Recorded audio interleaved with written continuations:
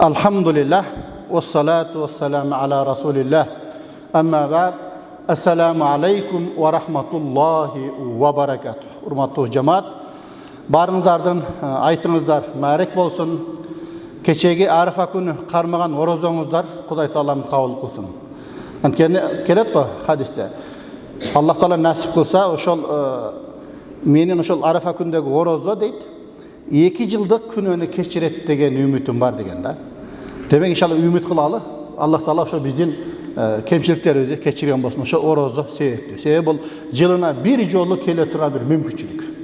Эми буюрса кармасаңыздар керек, төреле ниеттебиз иншалла барды орозо кармакты. Эми бүгүн айт болду. Билдиңиздер бардыңыздар 2025 жылы 6-июнь күнү мына айт болду.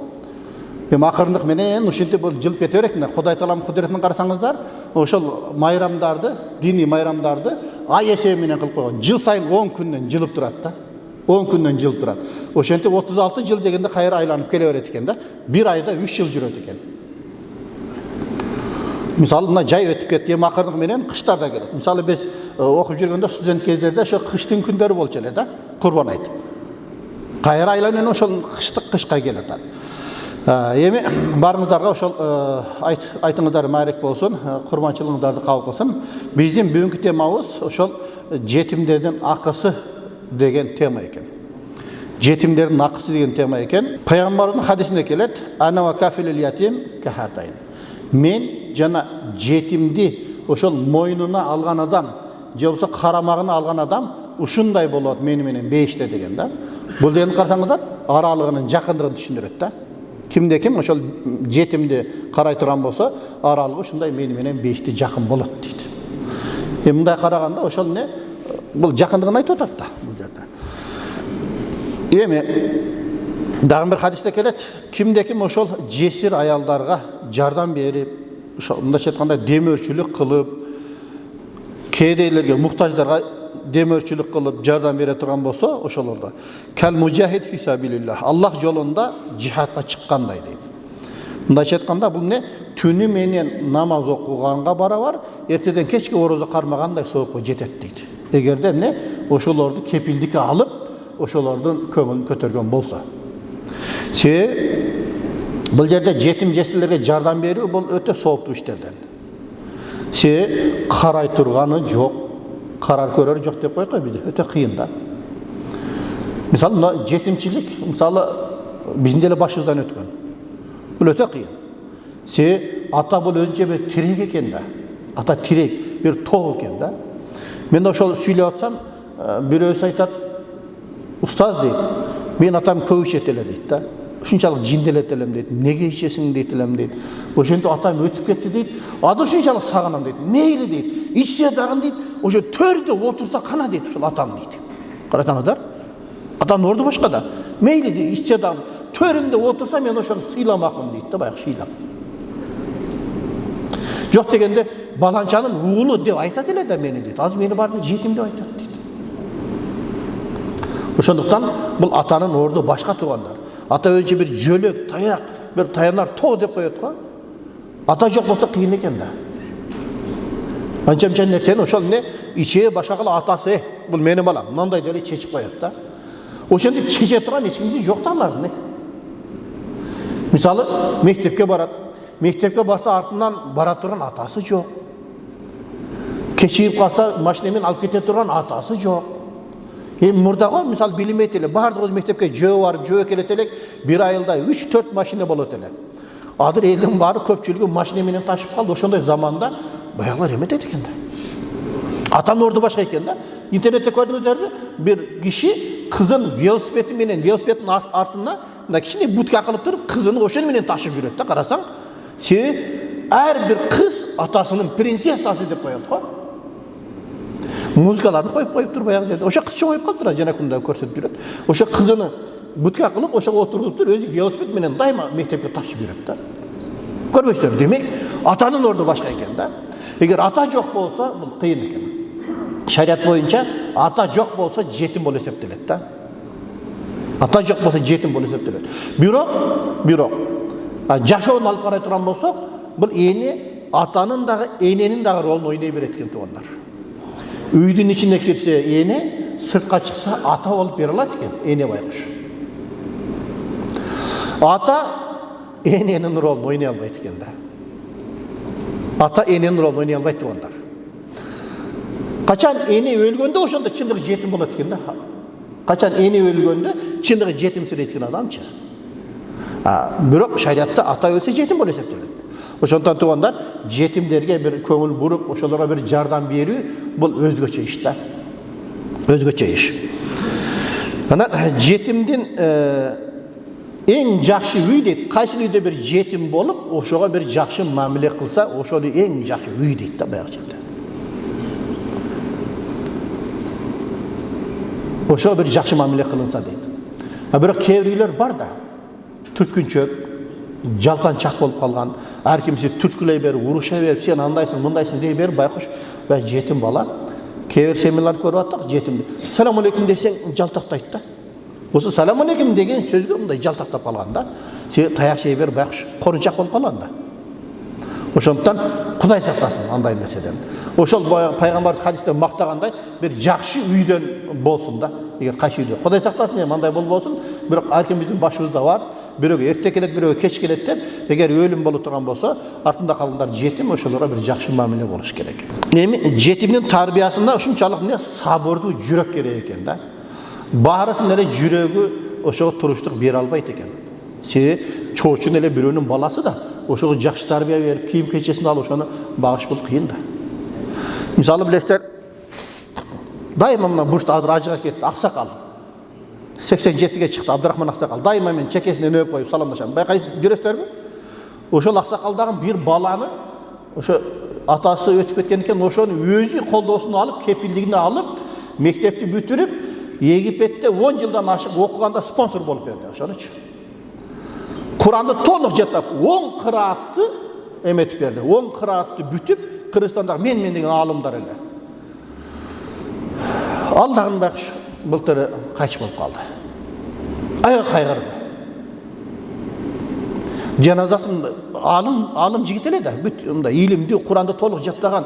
Кыргызстанда ошол 2 адам болсо, экөөнүн бири ошол болчу да. 10 кыраатты жатка билип, кайсы шариатта кандай мазхабтар чейин чачып жиликте биле турган алым жигит эле да. Жаназасына барды, спонсор сүйлө десе, сүйлөй албай койду. Байкуш. Канча менет кетти эле.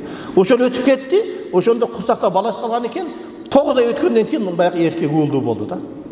Ошо өлөрдөн канча ай бир ай мурда Бухарага барган экен, бул кабыр адамдын баягы сандыгы деп өлүм жөнүндө бир арабча текст окуп которуп берген экен. Бир ай мурда өлөрдөн мурда. Көрбөйсүздарбы? Ошондой жетимди эрежеге жеткирип, Кудайга шүкүр, анын баласы да кары экен. Карасаңыздар баягы жерде. Ошондуктан баягы анча-мынча адам жүрөкү сабырдуу мындай туруштук бере албайт экен да. Ошого жетимдин тарбиясыга сабырдуу жүрөк керек дейт. Ошол Аксакалга мен тан бердим да, Абдырахман ажатабызга. Ошого мен таккай өзүм барып кээде өзү келип туруп, дайыма мага дубасын берет. Мурдагычым ажыга кетти да. Ошондой баланы тарбиялап, кары кылып чыгарды да. Өзү спонсор болуп, бүт стипендиясын төлөп, алхамдулилла. Жетимдерге болгон жакшы мамиле, бейиштин эшигин ачат дейт. Бейиштин эшигин ачат дейт. Бизде айтат, кимде-ким бир бейиштин ошо жетимдин башын сылап койгон болсо, канча чачына адамдын ошо колу тийген болсо, ошончо күнөөсү төгүлөт дейт. Карасаңыздар. Биздегилер келип өзүнүн баласын башын сылабайт. Ол андай адамдарды сылабайт көпчүлүгүчү. Карасаңыздар, оңой эмес да. Мындай бир сылап койсоң, адамдын чачы көп да. Мындай сылап койсоң, канча чачына сенин колуң тийип өткөн болсо, ошончо күнөөсү кечирилет дейт. Эгер жетимдин башын сылап койгон болсо. Пайгамбарга да ошо сахабалардын бирөөсү айткан экен да, менин жүрөгүм ошо катып калды. Катуу жүрөк болуп атам десе, жетимдердин башын сыла, жетимдерге жакшы мамиле кыл деген экен да. Кудай сактасын, мурда жок эле азыр жетимдер үйү, балдар үйү көйүп кетти, ошол жерде балдар бар экен да. Мен ошо окуучуларым барып зиярат кылдык дейт. Барсак 1 жаштан өткөн 2 жаштагы балдарды жөн эле чуркап келип, тизебизди кучактап, мени көтөрдү, эркелеп, шунчалык мындай жаны ооруп карайт дейт. Мени алса экен, көтөрсө экен депчи.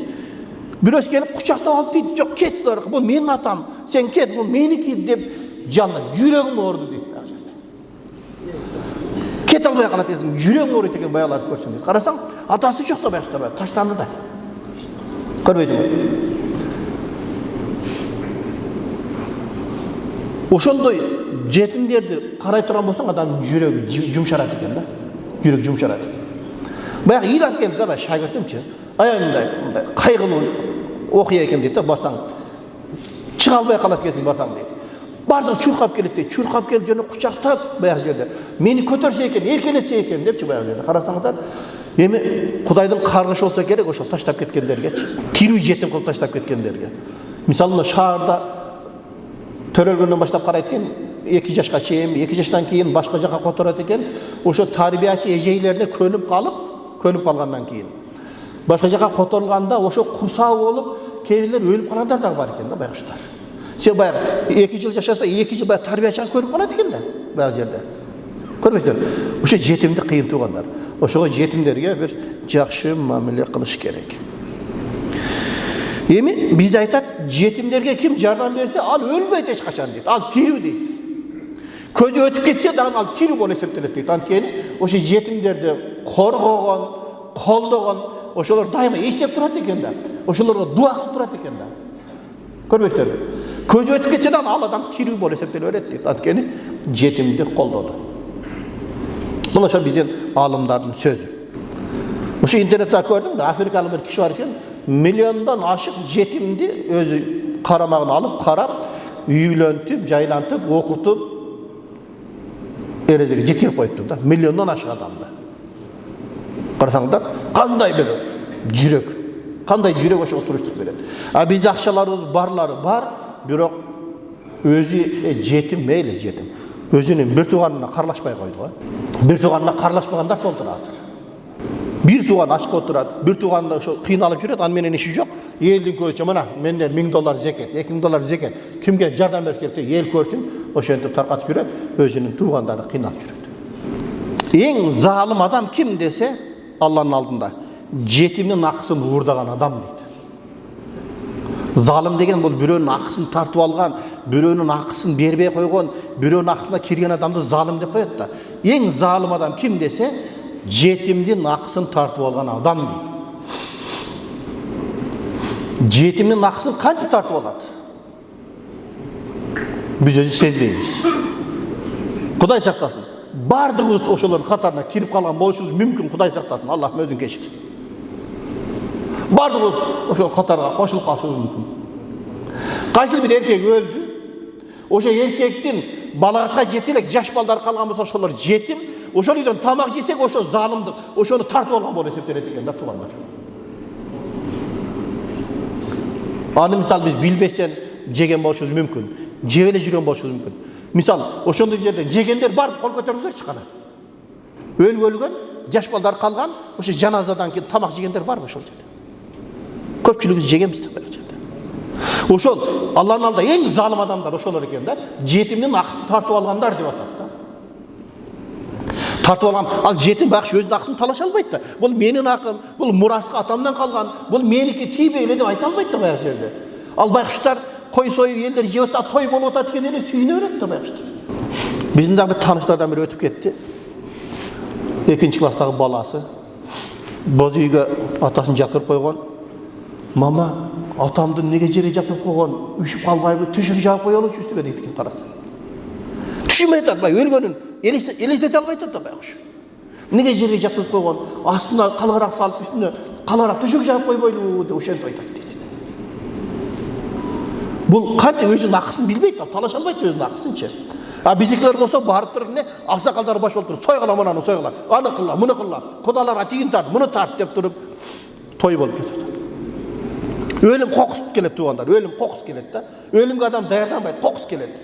Пайгамбардан айтканда, мына сахабаңардын атасы өлүп кайгырып отурат, 3 күнгө чейин тамак аш биширип, дайындап берип турма деген. Кошунанын милдети ошол. Алар кайгырып отуруш керек, аза күтүш керек 3 күн. Эч тамак болуш керек. 3 күндөн кийин деле жетим бар үйдө тамак жебеш керек. Керек болсо алып барып беришибиз керек ошолорго. Жардам беришибиз керек. А биздечи өлгөнүн өзүнүн шору деп коет. Жетимдердин акысын зулумдук менен уурдап атабыз да барып жепчи ошол жерде. Кудай сактасын туугандар. Құдай сақтасын. Ошо нетен еске алалы. Алланың алдындағы ең залым адам ошо жетімнің ақысын уурдагандар. Бардығыз кирип калышыңыз мүмкін ошондой жерлерге. Ошол катарына бардығыз кирип калышыңыз мүмкін. Құдай сақтасын. Ошого өлім бул кокус келет экен туугандар. Тойго даярданат, туурабы? Жылдап даярданат, макул мал эл жесин деп болот. Бул кокус келип калганда жардам бериштин ордуна ошол жерде тоноп уурулук кылып кетебиз да биздики. Ал уурулук эле. Жетимдин акысын уурдап тартып алып атабыз да баягы жерде. Зулумдук да. Құдай сақтасын. Анткени ал мурас да. Атадан калган ошол балдарды кылыш керек. Алар дагы коомдо кадимкидей жакшы жашаш керек туугандар. Коомдо кадимкидей жакшы жашаш керек. Акысы бар алардын. Атасы өлүп калганга ал күнөөлүү эмес, күнөөкөр эмес. Муну тагдыр деп коет. Ар кимдин башыбызда бар. Гарантия жок. Мисалы мен ушул жерде азыр 1,5 чейин отурам деп мен гарантия бере албаймын да. Басканча болду. 1ден 21 өттү. Да 5 мүнөт жашайм деп мен гарантия бере албайм. Отурган жеримде кетип калышым мүмкүн мен. Сиздер деле отурган жериңерде кетип калышыңыз мүмкүн. Туурабы? Жандай эмеспи? Ар кимдин башыбызда бар. Ошондуктан жетимдердин бул айыбы эмес, ал жетимдик. Тагдыр деп коет муну. Атасыны Аллах Таала ажал жеткенден алып кетти, ал кыйналбаш керек да. Кадимкидей жашаш керек адам катары. Ошондуктан биз ошолорду жөлөшүбүз керек, таяшыбыз керек, жардам беришибиз керек. Мына мүмкүнчүлүктөн пайдаланып туугандар, мына бул жерде эсиңиздерде болсо биздин мешитибиз пожар болуп кеткен. Ошого чейин 2 жыл, 3 жыл bizde proyektimiz бар эле. Өкүл ата деген. Билесиздерби? Эсиңиздердеби? Ким катышып калды ошого? Бар беле араңдарда? Өкүл ата деген проектimiz бар болчу. Анда 500 сомдон ар бир баланы биз караганбыз да. Жетим баланы, инвалидтерди караганбыз.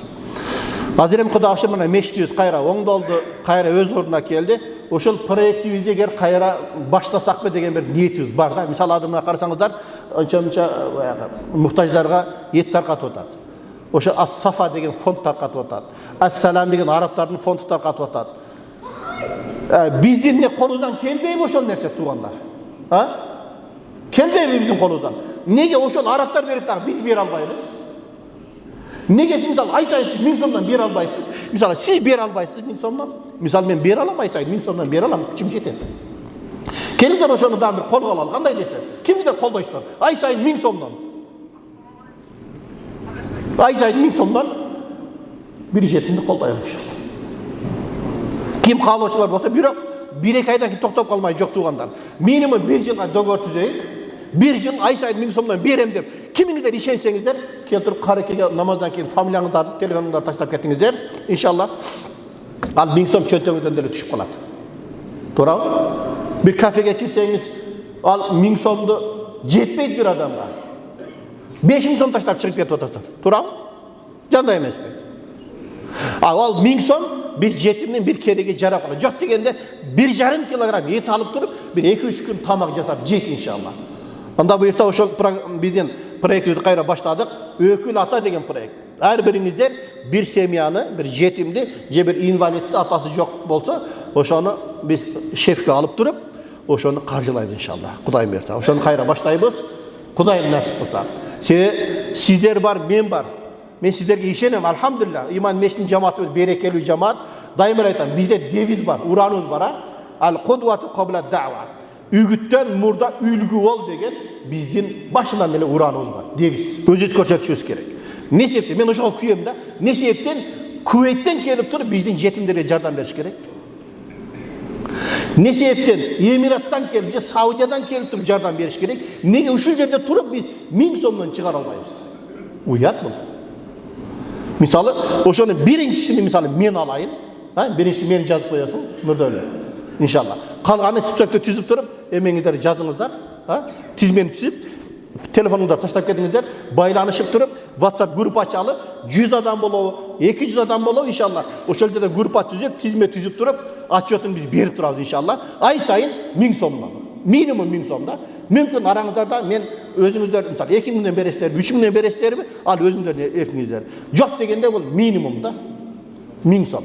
Же 2 семьяны алам дейсиздерби, 2 баланы көрөсүздөр. Кудайым берсе, ошондой бир биздин максатыбыз бар туугандар. Алла насип кылса, ошол проектти кайра баштайбыз. 2 жылда токтоп калган, анын үстүнө биздин мешитибиз өрттөнүп кетпедиби? Буюрса, биздин ошол проектибиз çoğoyup bizning iman meçhidi 1000 jetimni qaraytıran bolsun inşallah. Андай bolbay эле койсун, жетимдер болбой эле койсун, бирок азыр көп болуп атпайбы? Жок дегенде ошолорду мына айт күндөрү иншалла. Ошол жетимге бир кийим кылып берет мисалы. Жок дегенде мисалы бирден, экиден футболка, экиден шортик алып берип койсо кандай сүйүнөт мисалы айт күндөр туурабы? Айт өзү да майрам го. Ошо майрамга сүйүнсө колдон келет иншалла. Баягы давачылар 3 күнгө ким даяр дегендей, ошо 1000 сомдон стипендия бир жетимге ким даяр кана Аллах үчүн бир кол көтөрүп коюңуздар. Алхамдулилlah. Мына бул жерде жок дегенде бул жерде азыр 50 адам көтөрдү. Иншалла биз ошо тизмени түзөбүз. Группа түзөбүз, WhatsApp группа, иман мечити өкүлата деген группа түзөбүз дагы иншалла. Буюрса ошону баштайбыз. Тизмени сөзсүз жаздырып коюңуздар иншалла, Кудайым буйрса. Анан курбандык боюнча да кыскача айтып коелу туугандар. Курбандык сое тургандар мына бүгүн эртең менен намаздан кийин башталды.